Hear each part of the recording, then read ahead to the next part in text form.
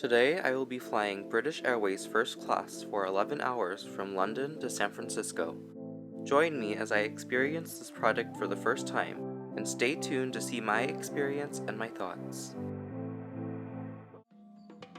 We start our journey in Terminal 5 at London-Heathrow Airport. With my first class booking, I walked straight over to the private check-in area, the first wing, and was taken straight through the fast-track security and right into the first class Galleries Lounge, one of the 4 Terminal 5 lounges accessible with a BA first class ticket. Within this lounge is the exclusive Concorde Room, which is only accessible to ticketed British Airways first class passengers and One World Emerald members flying on BA. I was escorted to the private dining area in the Concorde Room. There is a full waiter service for dining, and you are served at your very own private booth. They were still serving breakfast when I arrived, so I opted for the barista-made cappuccino and the vegan British breakfast platter. The food was as good as British breakfast gets, take that as you will. Additionally, I found the service to be somewhat slow. I didn't get to spend as much time in the lounge as I hoped for, as I had to make the trek to my gate because boarding was about to commence. I'll tell you about my thoughts of the lounge later.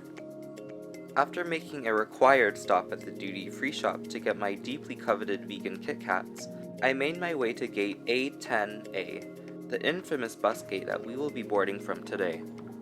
The A10 gates are the bus gates used at Heathrow when they run out of gates. I honestly didn't think that they used these gates for long-haul flights, but here we are.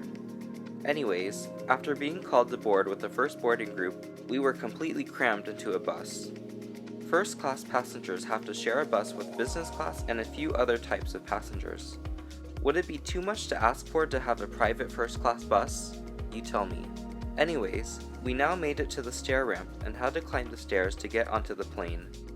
After seeing my ticket, the flight attendant escorted me to the first class cabin and right to my seat. Welcome to Suite 1A on this Boeing 777-300ER. We will be sitting on the left side of the cabin today. There are 8 total first class suites in a 1-2-1 configuration. Yes, these are considered suites because they feature a fully closing door. I'll show you around the seat later. Immediately after getting settled in my seat, or suite I should say, one of the flight attendants greeted me and handed me my Amenity Kit, pajamas, slippers, as well as a pre-departure snack of warmed nuts and a beverage of my choice. I opted for a sparkling water. All of the first class staff introduced themselves to me and were very friendly and conversive. After collecting my finished glass, they explained to me that they offered a dining on demand service, meaning I could eat whenever I wanted to throughout the flight. They suggested I eat my first meal right away after taking off, so I could have some time to sleep. I opted to do that and eat my second meal before descending. And now, enjoy this footage of the pushback and takeoff.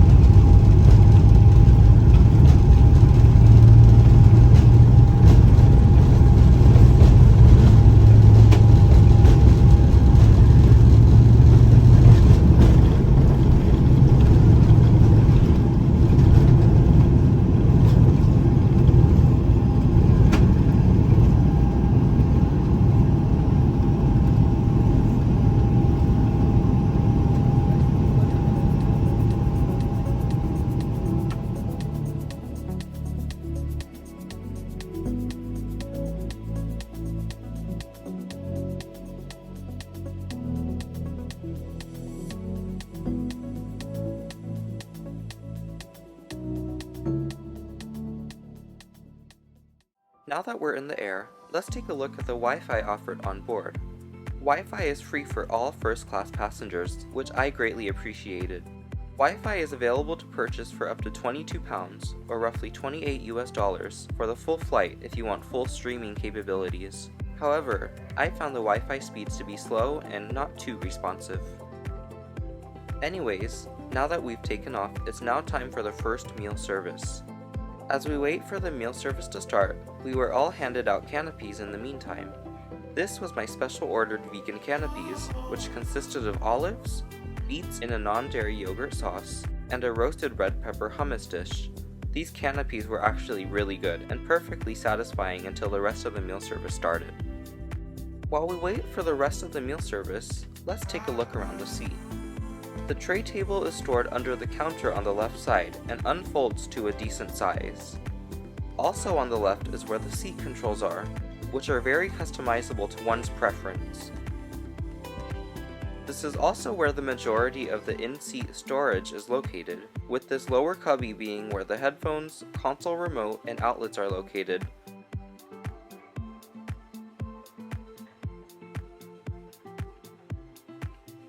Also, the literature pocket and a cabinet above for more storage. To the front of the seat is a coat stowage area. Below this is another storage area where I was able to fit my backpack.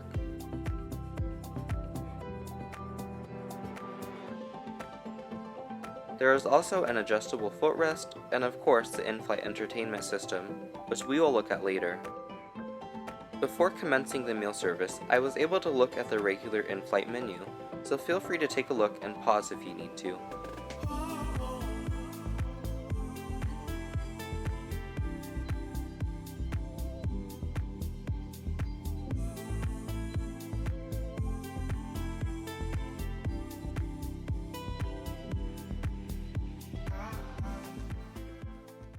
The meal service was now commencing, and my tray table was set up very nicely.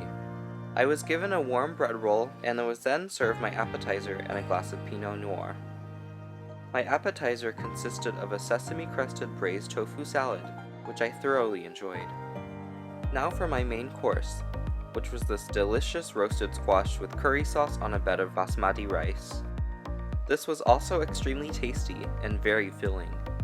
And of course, how could you forget the dessert?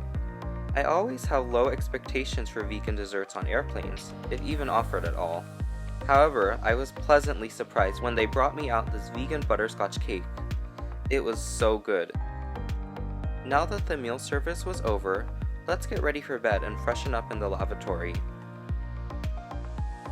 The first class lavatories were clean and more spacious than your typical airplane lavatory. The lavatories were stocked with a few amenities other than those that came in the Amenity Kit.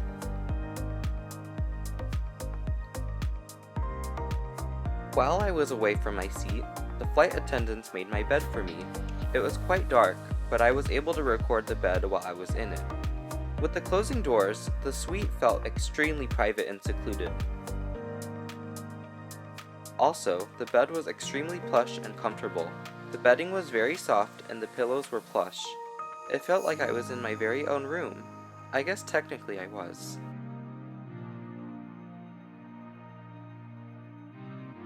Anyways, while we're here, let's take a look at the Amenity Kit. The Amenity Kit was stocked with anything you might need throughout the flight.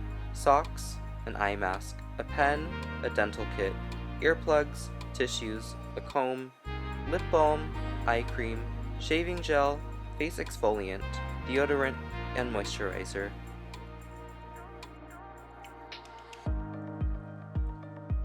I should probably get some sleep now. I'll see you all when I wake up.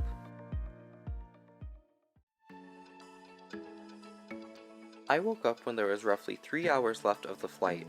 I got roughly 6 hours of comfortable, uninterrupted sleep. Now that I'm awake, let's take a look at the IFE.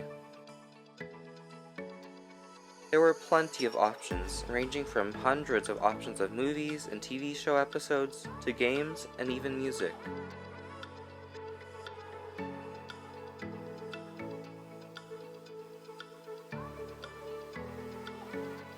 There was also an option to do duty-free shopping if you wanted to. The flight attendant noticed I was awake, and then offered to serve me my second meal. I started with a peppermint tea to wake myself up a bit, and was then served my appetizer, which consisted of courgettes or zucchini and legumes in some sort of hummus sauce. It was very tasty. For my main course, I was served a vegan version of eggplant parmesan, which consisted of aubergine or eggplant, tomato sauce, and a cashew-based vegan ricotta. This was my favorite meal of the flight. It was so unexpectedly flavorful and a decent attempt at a creative vegan meal. For dessert, I was served a coconut lime yogurt with cubed mango, a light and refreshing way to end the meal service. We were now descending and quickly approaching San Francisco, a half hour ahead of schedule.